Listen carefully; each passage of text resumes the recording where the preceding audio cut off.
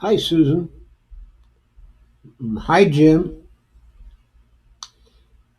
Good to see you two here. I guess I'm going to give my initial reactions to the debate.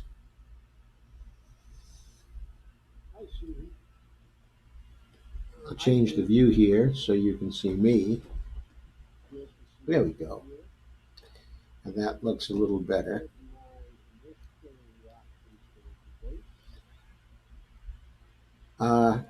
First, okay, my general impressions, and maybe that's all. No, I guess that's not all I'll give.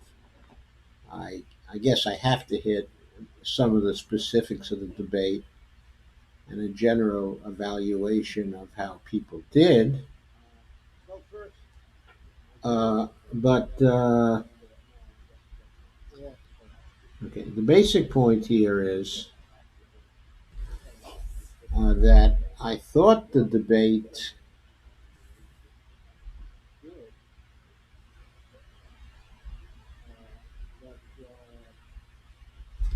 seemed to be very confused in its flow.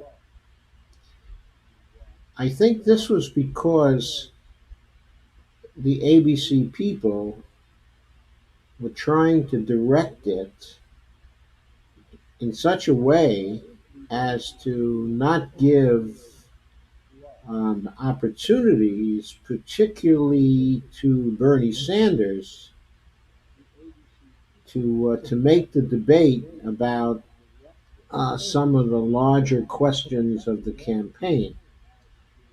I'm going to check for just a minute and see if I'm having any technical difficulties. Can everybody hear me okay? Please indicate whether you can. I am.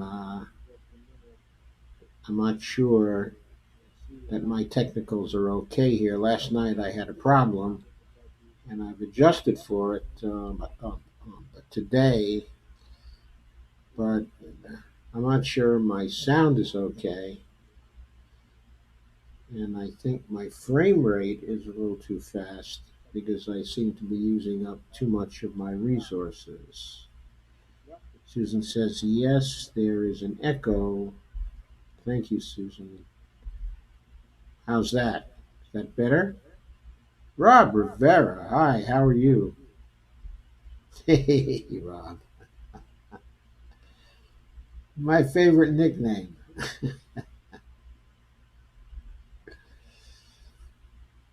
Okay, how's the echo now, Susan?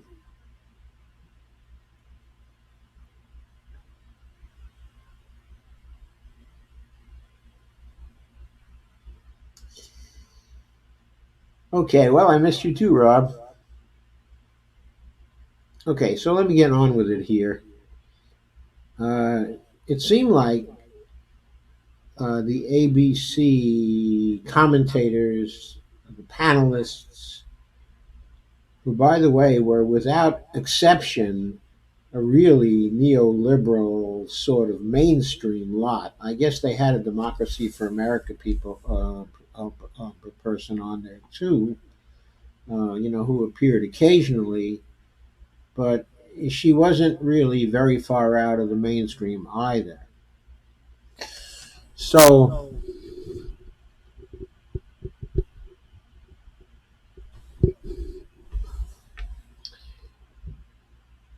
so I think that the way they were handling things was very similar to the first of was the first debate. Yes, I think that was a CNN debate, and the organization of this was quite similar to the CNN debate. The basic way they went about it is to go issue by issue and not necessarily give everyone a chance to talk, okay, on an issue. The most glaring example I saw of this was when they were discussing the environment. okay, and the climate, which they did for just a little bit, okay, of the debate, they really ignored Bernie Sanders. I mean, Bernie Sanders didn't actually get in there. Okay, of course, we know that he's the guy with the most comprehensive plan on the Green New Deal. So how could it be that they didn't come to him to comment? Okay, now, of course, he could, okay, have broken in, I suppose, or when he was called on for a later subject, he could have gone back to the climate thing, okay, and to started to talk about that. Okay, but I think Bernie had a little handicap tonight. From all the live events that he's been doing, his voice was not in very good shape, especially at the start. You could hear the hoarseness in it and his difficulty in actually projecting.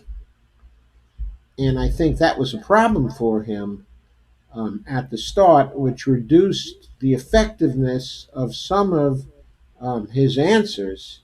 And I think maybe at the start he was a little reluctant to talk for too long. I got kind of that impression. But what I really got lost in terms of debate, was the inability of the moderators, okay, and some of the commentators, but some of the people who got to ask some questions concerning the major overall stakes in this campaign. In other words, for them, the overwhelming issue was running against Trump. What are you going to do about Trump? How are you going to win from Trump? What are the criticisms of Trump? They were focusing on that all night long, and the candidates were constantly going away from issues to distract attention from their views on issues, and their favorite distraction was to attack Trump. And of course, since they were in Texas, there was a very frequent emphasis on the immigration issues and the immigration questions, and of course the violence issues, because those are very big in Texas. They're very big, okay, in a lot of the rest of the country too. But at the same time, we were in a situation where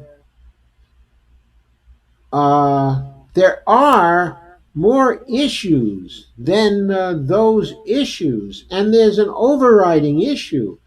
And the overriding issue is whether people are going to change the system or are not going to change the system. The overriding issue is, um, uh, just apart from beating Trump, is whether there's going to be a revolution that's going to go on, or whether there's going to be this continuous bout, okay, of incrementalism.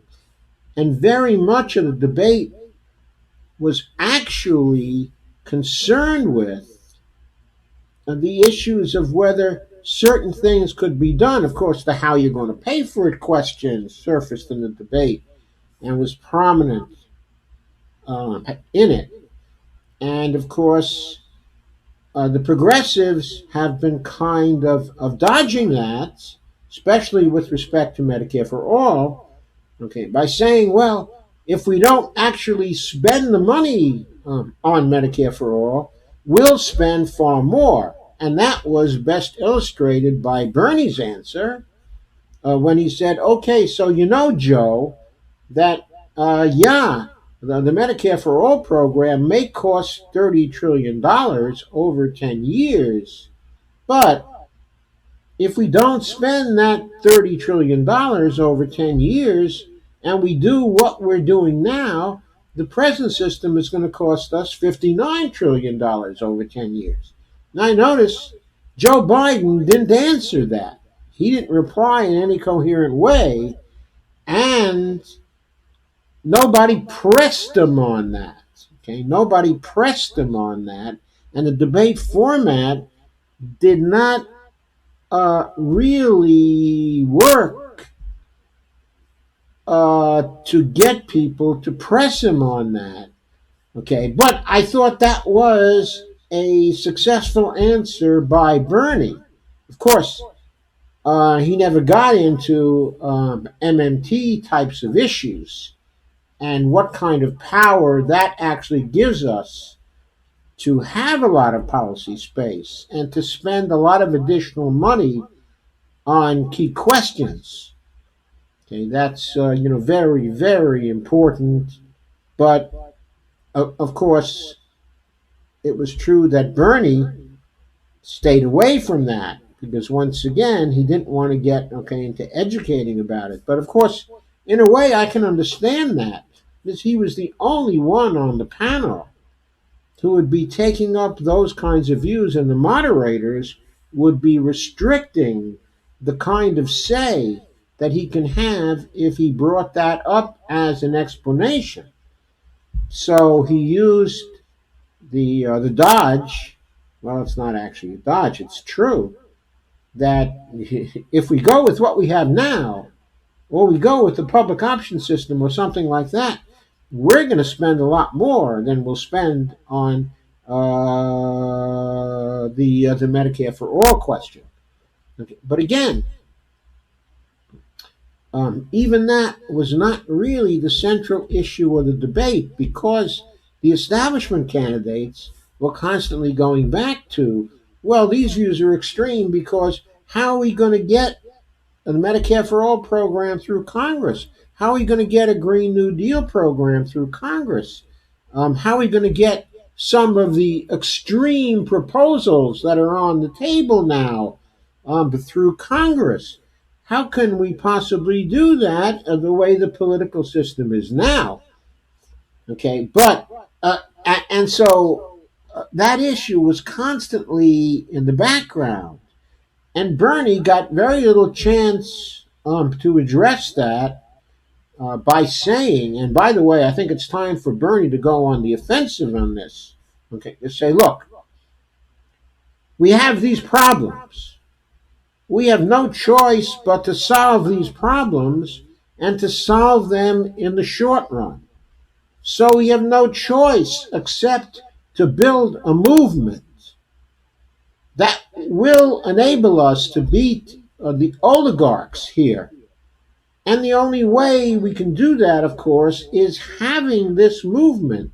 So I'm committed to having this movement, and I am building this movement now. And I'd like to ask all the others on this stage, what are you doing to get away from politics as usual and to build a movement? Are you going to do that? Because if you don't do that, you can't solve our problems. I think Bernie has to raise that as an issue in the campaign and critique the others on that basis. Say, incremental change won't do. It won't create the enthusiasm among the public that we need to get support for Democrats and to see to it that if a Democrat does take over in 2020, that Democrat won't simply lose the Congress again in 2022. And to ensure that we won't go through the decade of the 20s mostly in a stalemate with the Republicans while literally the earth burns. We can't have that. And the only way to avoid that is to have structural change, but also radical political change, to have a revolution. And then I think he had to address all the other candidates, or should have addressed them, and asked them, what are you doing to create the kind of movement that a revolution will need to actually get it done? I don't think Bernie brought that forward clearly enough in this particular debate. And so I think that while there were moments when he shined in this particular debate, And I also think that he held his own, okay, in this particular debate. I also feel that he did not do what we need him to do in these particular debates. Now, maybe he thinks he has to wait for other people to drop out to do that. But for me,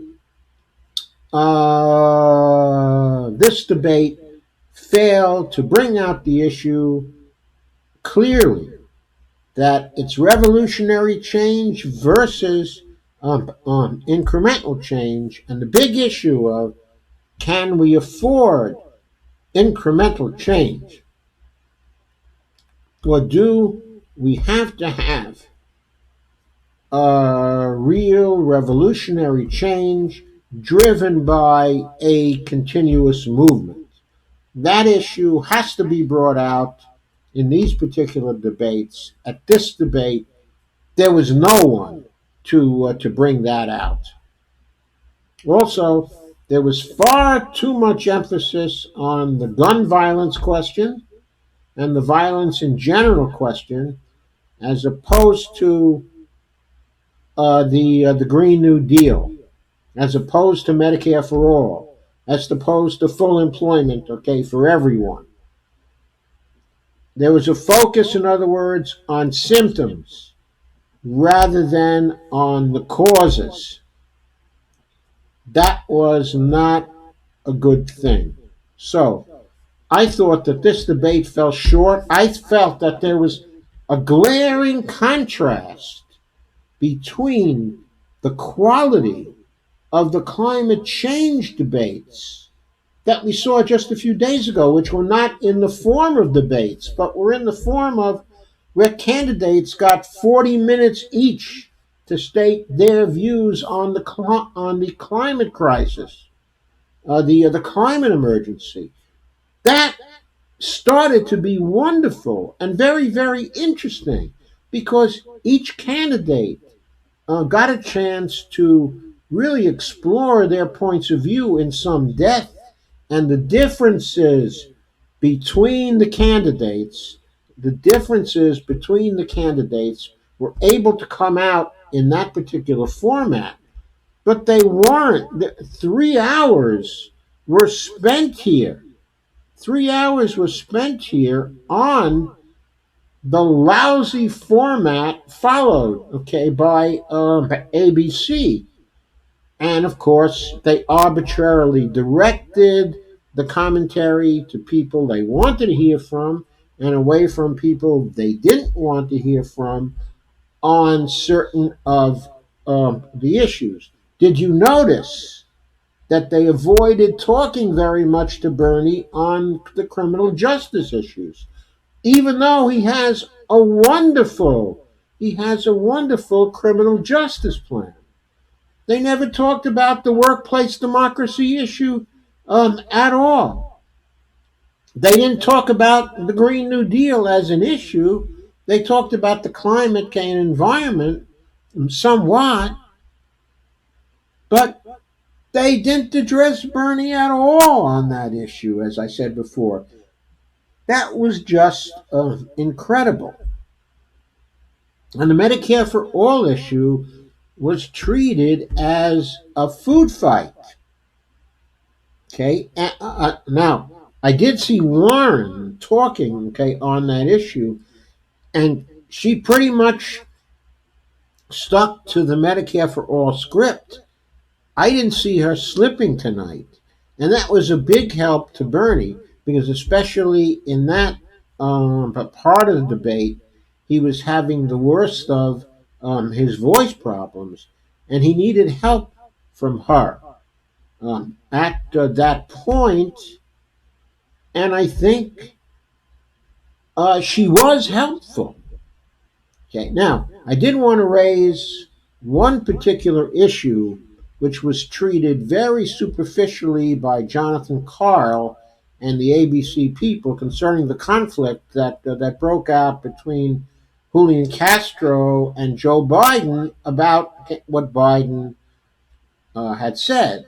So Biden said in his health care plan there would be choice, and everybody could stay with their old insurance if they wanted to stay with their old insurance. And if they ever became dissatisfied, then they would be automatically able to shift over to Medicare for all. And Julian Castro tried to make a distinction and tried to say, well, no, that really wouldn't have happened appropriately because uh, it would be the people and they'd be subject to the actions of their insurance companies, okay, and there would be a need for people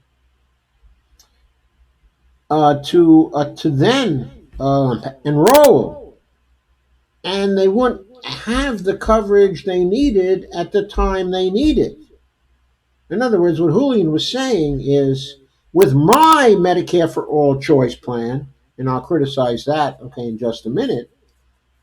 He was saying everybody would automatically be enrolled in Medicare for All, as well as in their plan, okay, of choice. So if what he was basically saying was, if their plan of choice didn't want to cover something, all they had to do was go to a doctor anyway. And he didn't actually say this in so many words, but what he was implying and how it would work if they were automatically enrolled, okay, in Medicare for All, is that they would be able to go to the doctor they wanted to and the hospital, okay, they wanted to, and basically tell the hospital, the doctor, and to say to them, hey, I have two insurances here. I have such and such a company insuring me, for my private insurance. But of course, I'm also enrolled, okay, in Medicare for All. So if my private insurance doesn't want to handle something, just send the bill to Medicare for All and they'll handle it. It seems to me that that's what Castro was actually suggesting. Now, that's different from what Biden was actually suggesting. He was suggesting that everybody would be entitled to the Medicare for All option if their private insurance company didn't want to cover something. But what that meant is that when you went to Medicare for All, you would have a situation where most people would have a buy-in to Medicare for All, but everybody would be covered because if people couldn't afford the buy-in, then Medicare for All would cover them. But but tell me, and there was no time to actually explore this in terms of a debate. But now just picture this particular situation. So I suddenly get sick and I get cancer, and my insurance company pulls its usual nonsense and says, "Oh, when you signed up for our insurance, you made a minor technical error on your application, which means your insurance is really invalid, and we don't want to cover you, and so we're not going to cover you." And then I have to go to Medicare for All and I have to say, will you cover me? Okay, Medicare for All says, sure, we'll cover you, but it's going to cost about $400 a month for us to cover you to get this particular care. Okay, because we think you can afford it. Okay, and then you have to submit basically papers going through a means test, and then you have to wait for the means test to get you into Medicare for All. Or if you don't have to wait for the means test, then you're going to have this bill hanging over you until the Medicare for All people decide that you meet the means test, and that uh, since you can't afford Medicare for all, then Medicare for all is going to cover it. That's the kind of thing that you would have. Now, that's different from Castro's plan. In Castro's plan, and of course I think Castro was right about this, in Castro's plan, all you would do is, say to your medical doctor, if they won't cover it, send the bill to Medicare, they will. And that's it. In Castro's plan, there's no means test. There's no buy-in. You just get to use Medicare for all if that's what you want to use. So, I think Castro was right and Jonathan Carr was wrong, okay, in his analysis of this. And I think the general commentary from the ABC people and from other people who are trying to spin this are going to say that Castro was wrong in his critique of Biden. I don't believe he was wrong. I think he was dead on. Biden was creating a situation where many people would fall through the cracks and find themselves with bills they could not pay. And we would continue to have the bankruptcies we have today. And I think Bernie was right about suggesting Biden's bill was not a cure for the bankruptcy problem. I think it's also not a cure for the fatalities problem, because the point is, if their insurance company would not cover it, and people had to wait for Medicare to decide whether they would cover a bill or not, that would be a deterrent for people to go see the doctor and get the coverage they need for something. And we would continue to have people who wouldn't be using the insurance they have because of the uncertainty involved, and we would not end the fatalities problem completely. So I think that was an aspect that was not well covered in the debate they had. Uh, I also think that Julian didn't just do a gotcha on Joe Biden. I think Biden did contradict himself. He may not have thought or seen that he contradicted himself, but he did contradict himself 2 minutes later. And it was a mark of his lack of understanding of what Julian was actually suggesting. Okay, so that's what I think about it. Okay, so anyway, on certain other matters, just general impressions of the debate. Okay, I don't want to keep you too long on this. What I want to say is that Harris, I know the spin on this debate is going to be that Harris did pretty well, that she came back, that she rocked it in a few places. Harris has a funny way of approaching these particular debates.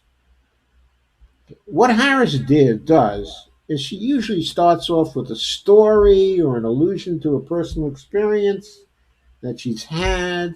She tries to do something funny or to be funny in a particular way. She chortles about something, okay, or other. She's chortling all the time as if things are funny that are not very funny, okay, at all. She lies about her record, like how she took on the fossil fuel companies, okay, in California. Uh, okay, I'm not strong on those particular details, but I'm sure she didn't do much to take on the fossil fuel companies, and that people who were watching her record in California in taking on the fossil fuel companies, that will take them a few hours to come out and to point out that she did very little to contain the fossil fuel companies in California, and that in this debate she lied about it, and that a little later she's going to have to take back some of it. But of course, she has already demonstrated that when she goes into debates, she's willing to lie about things and then make changes later, figuring that the public is not going to pick up on that. And she plays that card all the time. And she did it here. Now, What if Tulsi had been in this debate? What if Tulsi had been in this debate? I think Tulsi's been studying Kamala's record very carefully. I think Tulsi would have ripped her apart again. Then, of course, Tulsi wasn't in the debate to do that, thanks to the DNC, thanks to their arbitrary selection of polls that include people and polls that do not include people. They rigged this debate, as sure as you're born, by excluding Tulsi Gabbard. And they had no excuse for doing so. And mark my words, when Tulsi comes back for the fourth debate, which I believe she will now, Kamala had better watch out because it's going to happen again. It's going to happen again. And Kamala has no depth. She's extremely superficial. She's extremely dishonest. She reminds me of no one so much as Hillary Clinton. Hillary Clinton is her model for politics. I'm telling you, she's going to be a real bad choice.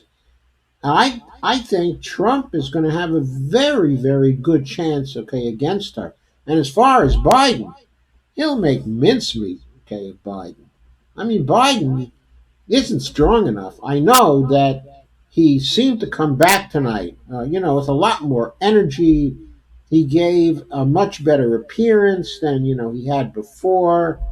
It seemed like his, cognitive difficulties were far less. I'm sure he rehearsed a lot more carefully for this particular debate.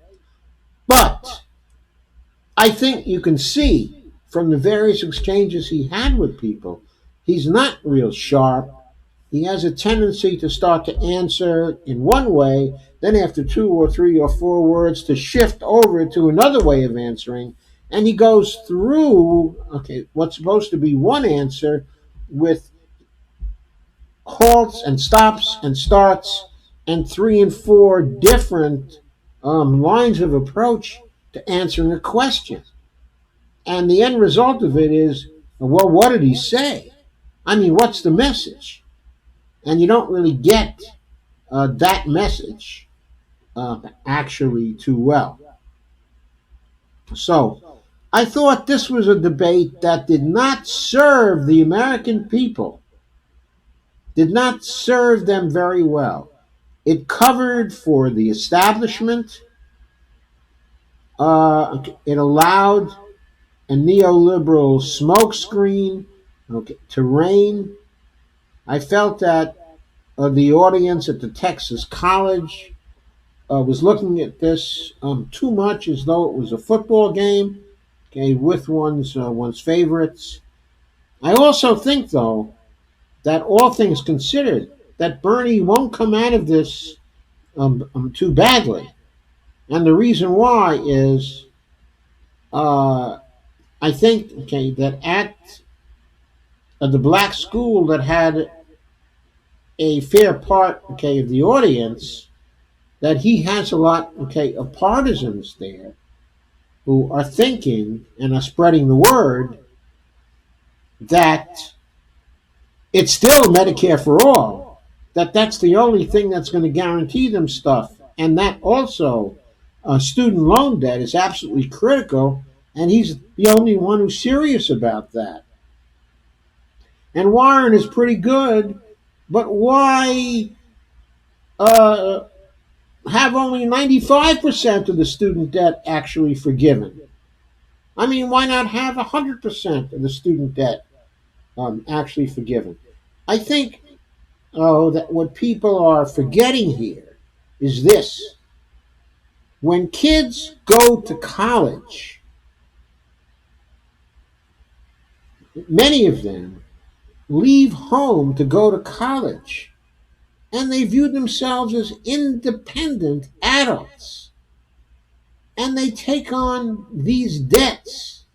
And yes, some have families that are wealthy, but that doesn't mean that those families want to be saddled with these debts, or that those families somehow, somehow owe to their child that they're going to take care of the college education of their child. In other words, at that point, it's not their child who is wealthy. There's no telling if their child is ever going to be wealthy. When the child goes to school, there's not much wealth that has been conveyed to the child. So the child, in a sense, is on all fours with other people who are going into what often is their first serious adult situation. Why should they be dependent on their parents at that point? I don't understand it. To have everybody well educated is a public good. Okay? It benefits us all. It shouldn't be seen as a way of adding to the wealth of an already wealthy family. Because the young person who's becoming an adult or who is now an adult is going to want to constitute their own family, an independent family. They don't want to be dependent on their parents. They shouldn't have to be dependent on their parents. Why not? Because a good education is a right, of everybody. And therefore, it should be covered by the public. And it's not a question of it's being covered by taxpayer dollars. Because we all know here that taxpayer dollars is bullshit. Okay? So we don't want to talk any bullshit here, right? Good. So, uh, anyway, it's always been an issue to me that Warren says, well, we're going to cover 95%. I mean, that's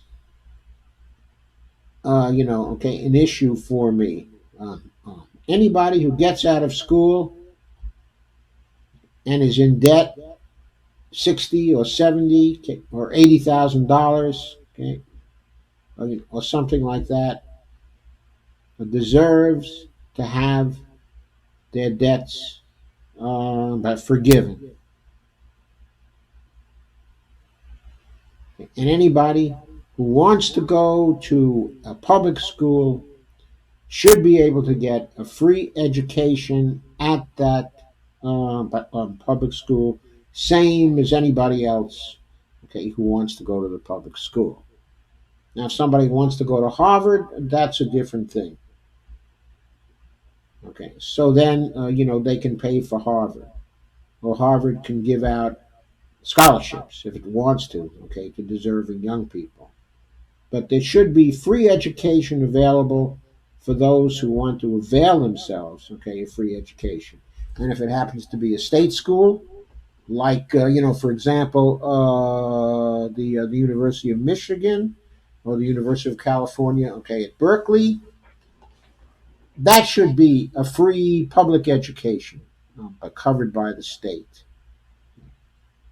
It seems to me. But anyway, to get back to the positions at the debate, I think that Amy Klobuchar is an empty suit. It's so easy to see that she's just an empty suit. Yeah, she's going to fight hard for certain individual issues, but she doesn't want to change the system.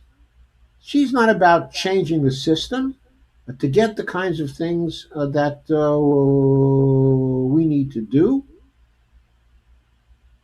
She's not about a climate plan that's going to save our lives and the lives of our children, and grandchildren. Who is? The only person who comes close to it there is actually Bernie Sanders. And the next most serious person on that stage, okay, was Warren. And the other candidates are just not serious. We can see that from the plans they offer. We can always go back to the plans.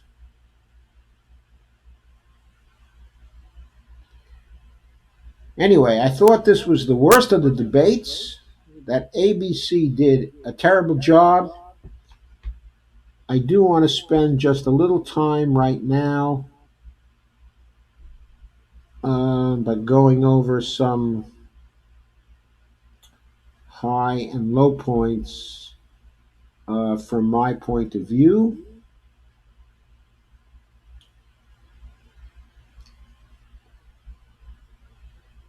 Mhm.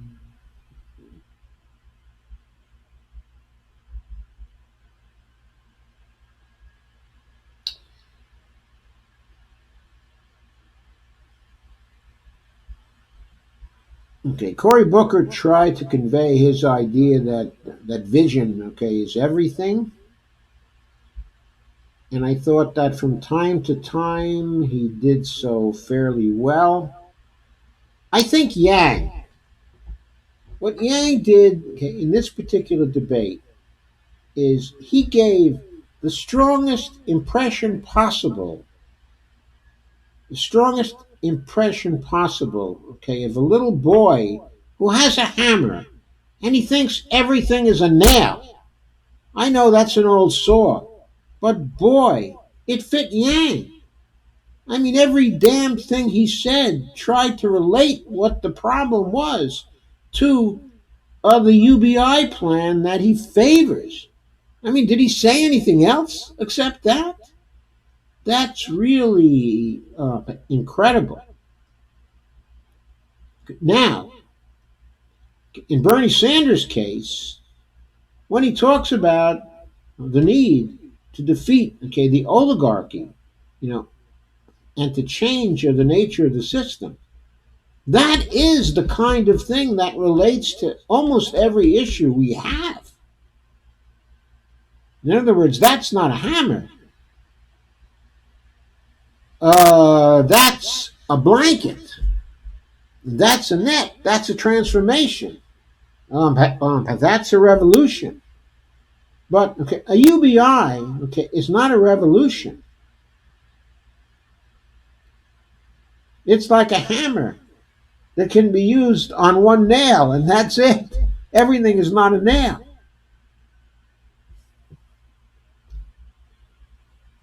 Warren is constantly talking about her family and her personal experiences. I mean, it is getting old. Now, I think ABC was actually encouraging that. It wanted the candidates to show people their personalities and to show them their characters. And I think that made that clear. They made that clear in commentary before the debate. So maybe the candidates were trying to appeal to the moderators, but after a while, it was getting pretty sickening. I mean, I've heard a lot about Warren's Aunt B saving us all. I'm tired of hearing about her Aunt B. Kind of reminds me of Judy Garland, okay, and her Anti M. Auntie M, okay, in The Wizard of Oz. She's always talking about Auntie M. God, okay.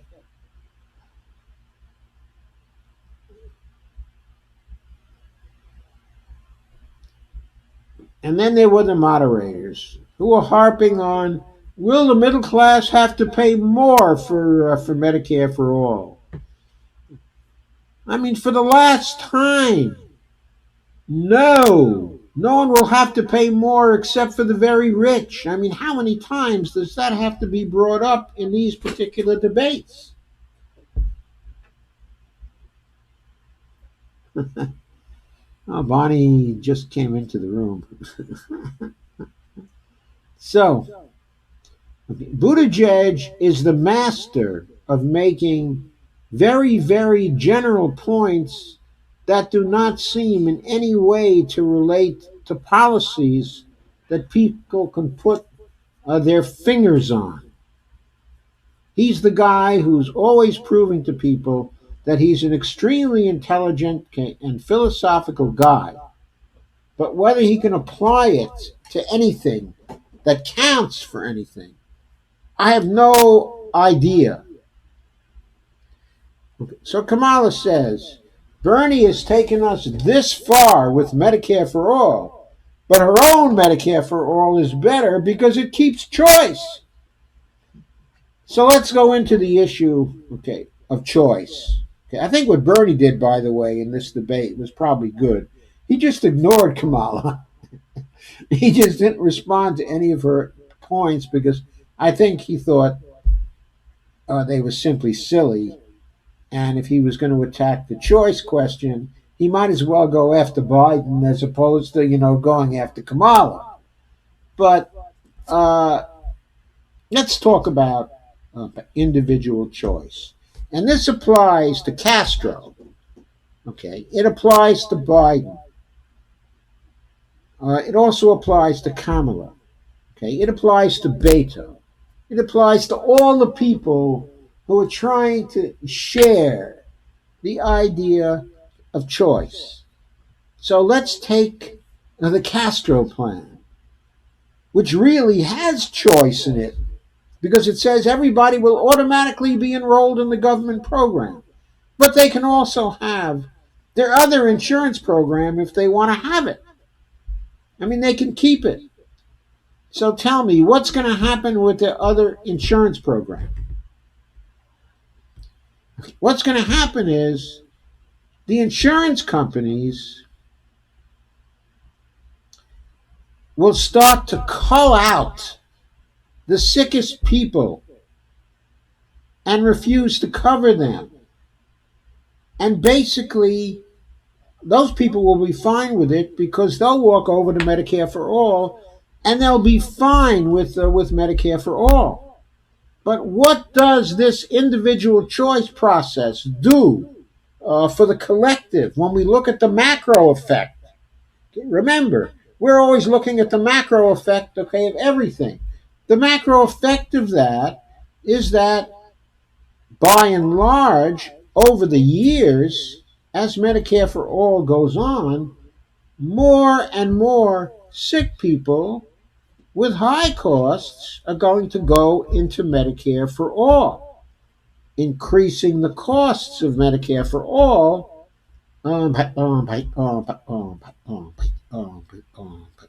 year by year per person. Well, it won't be long before the Medicare for all costs begin to approach the costs of private insurance because the private insurance companies will be covering only the healthy people. And so they'll be able to make their profits and still be able to say that they're not costing a lot more than the Medicare for all program so everybody can have their choice. But then we're going to have the Republicans in the mix also. And every year the Republicans are going to be saying, look, what Bernie Sanders said is that this was going to save all kinds of money.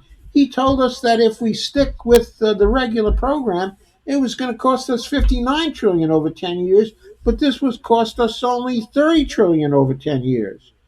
But instead, those people who are on the Medicare for All program are costing more and more and more each year. So it's not costing 30 trillion. It's instead, so you can see this happening. Okay, in other words, it's necessary for the Medicare for All program to get the economies of scale. It is, after all, an insurance program.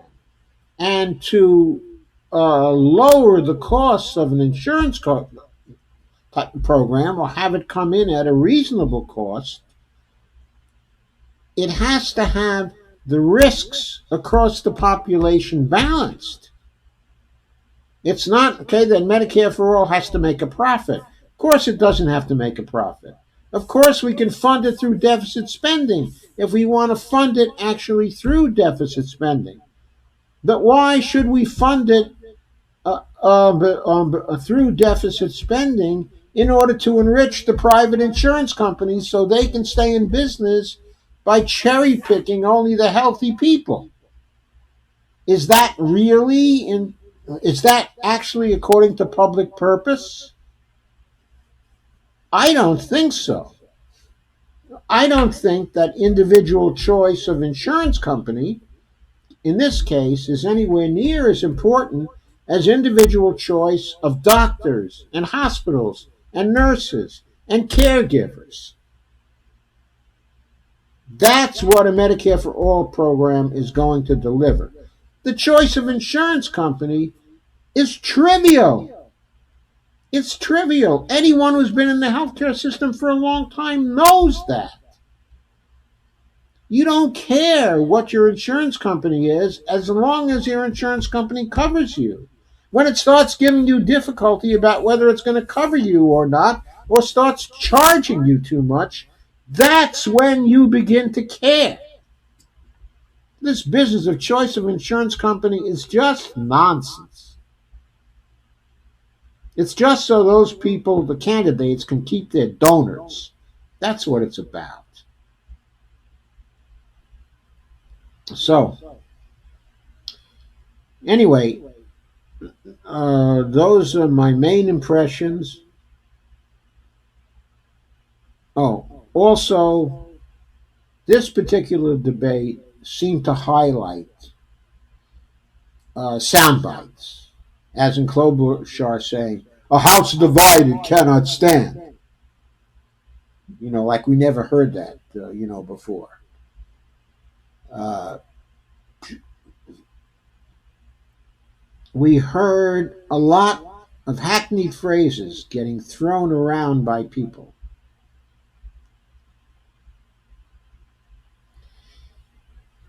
That was not a good look.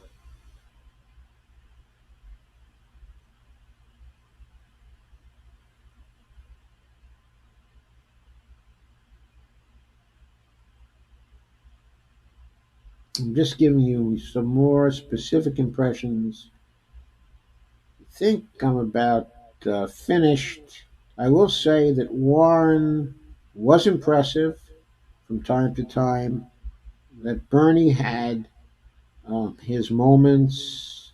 I didn't think Bernie said clearly enough when he got to the issue of the filibuster. I don't think he explained clearly enough what kind of filibuster he was in favor of and what his ways were of getting around the filibuster so it would not stand in the way of legislation which we really need, like the Green New Deal, okay, and Medicare for All types of legislation. I understand Bernie's notion that he thinks the filibuster is needed because sometimes, okay, a senator can highlight really critical issues by having a filibuster. And a filibuster that actually delays things for a few days, something like that, is really no problem. Okay? What the problem has been is that people just have this so called filibuster where they raise their finger and say, oh, I'm against this particular bill, so you're going to have to get 60 votes for it. That has to be stopped. And Bernie will certainly stop that. But he has to be clear about how he would get around to the filibuster and why it would be effective. If he doesn't do that, then Warren's position that we need to get rid of the filibuster is much more credible. So this is like the second time when Bernie has actually blown that off without fully explaining it. The second time that I've heard, I don't think that's a good look for him. Okay, so I'm just about all done. The way I'll summarize this now is simply to say that The really big issues of the campaign were not highlighted in this particular debate. And the single issue of whether we're going to have a revolution in our politics and a revolution in our economic system and a revolution in our social system versus not having any of those things, that that did not come to the fore in this particular debate. And that's what we really need to have a debate on in this country. We need to have these debates show that the establishment is bankrupt and that if we elect one of the establishment candidates, we're very unlikely to survive the global climate emergency. That's the truth. And we didn't get anywhere near highlighting that issue in this particular debate. So thank you for coming. Okay, I am now going to say goodnight. Uh, I'm going to end my stream. I've already kept you for too long. And I'll see you tomorrow night. Thanks for coming.